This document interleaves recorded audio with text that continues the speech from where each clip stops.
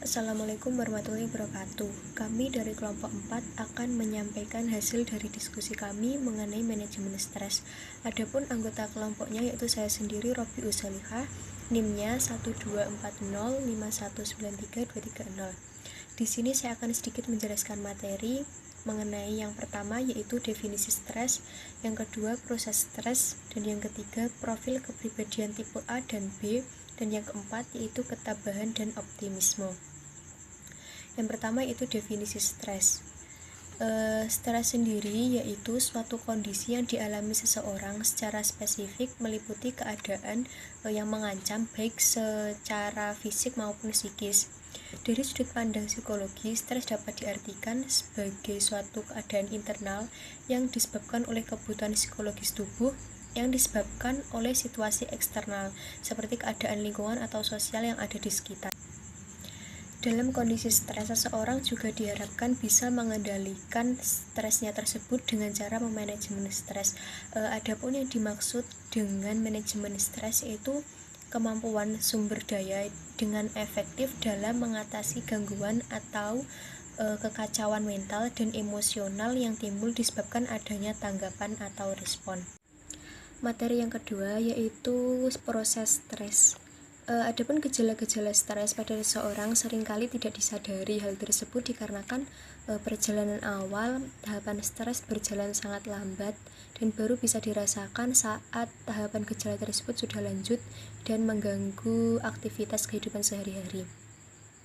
Proses stres sendiri ada 6 tahap. Yang pertama yaitu stres yang disertai perasaan nafsu bekerja yang besar dan berlebihan, mampu menyelesaikan pekerjaan tanpa memperhitungkan tenaga yang dimiliki dan penglihatan menjadi sangat tajam. Yang kedua yaitu stres yang disertai keluhan, seperti halnya bangun pagi tidak segar atau letih, lekas capek pada saat menjelang sore, lekas lelah sesudah makan, tidak dapat rileks, lambung atau perut tidak nyaman, jantung berdetak, otot tengkuk dan punggung tegang. Hal tersebut karena cadangan tenaga tersebut sudah digunakan secara maksimal pada tahapan yang pertama. Yang ketiga yaitu stres dengan keluhan, seperti defekasi tidak teratur atau kadang-kadang diare, otot semakin tegang, emosional, insomnia, mudah terjaga dan sulit tidur kembali, koordinasi tubuh terganggu dan mudah jatuh pingsan.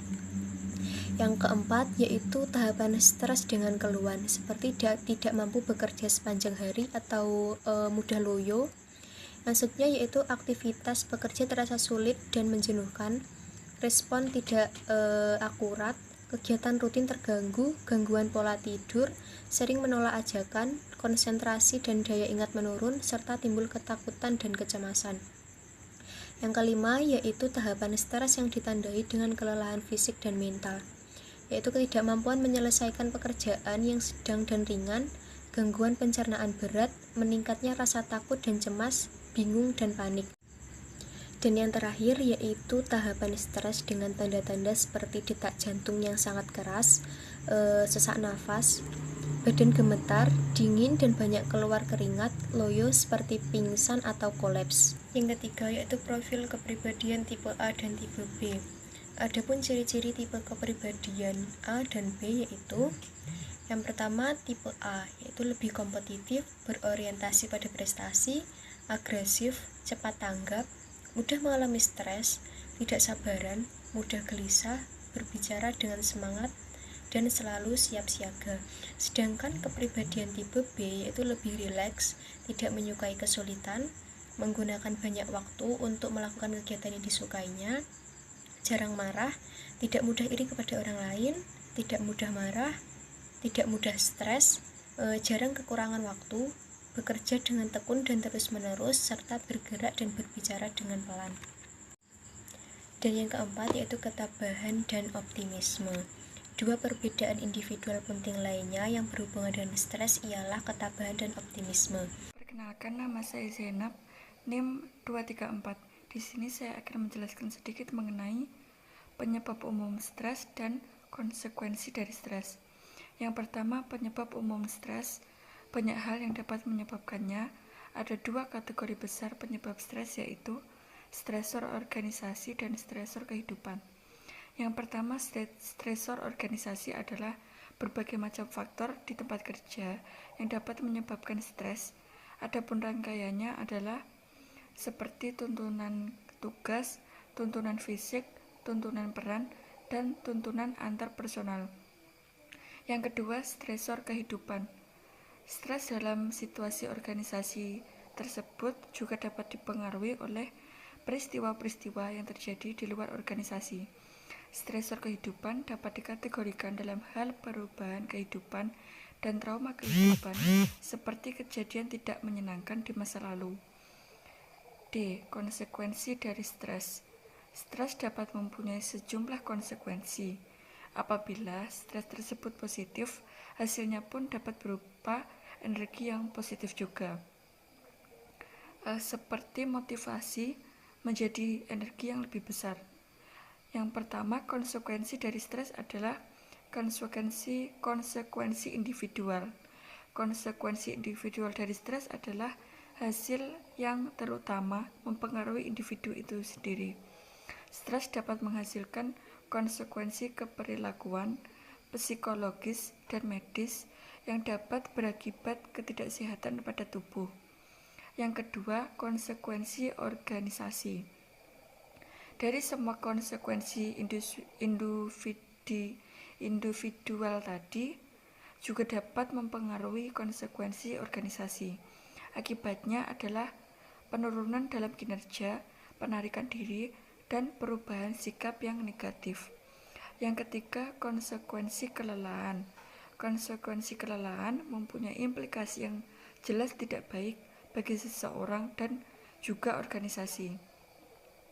Kelelahan sendiri adalah perasaan umum dari keletihan yang berkembang ketika seseorang mengalami terlalu banyak tekanan dan terlalu sedikit sumber kepuasan yang didapat saat melakukan sesuatu seperti halnya bekerja. Adapun pengaruhnya dari kelelahan ini yang mungkin terjadi adalah stres berkepanjangan, kecapean, frustasi, dan lainnya yang menyebabkan ketidakberdaya atas tuntunan beban yang berlebihan dan akhirnya menimbulkan kelelahan. Nama Evrilia Milanda, NIM 12405193232. Di sini saya akan menjelaskan tentang mengelola stres di tempat kerja. Yang pertama, strategi untuk mengatasi secara individual. Yang pertama, penerapan manajemen waktu. Pengaturan waktu yang tepat akan menjamin seseorang tidak akan menjadi stres.